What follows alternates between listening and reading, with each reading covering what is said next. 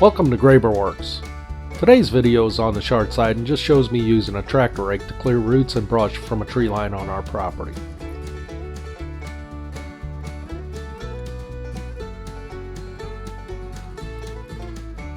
The tractor and rake combination did a great job.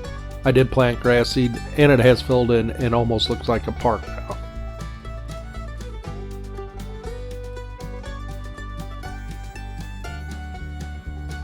You may be able to see the little trees I planted to create a new tree line. Once those trees have grown in a few years and they're established, I'll start cutting the big trees down.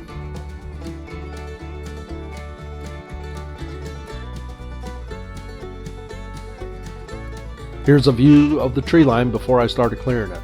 I did get some poison ivy and had a breakout from it.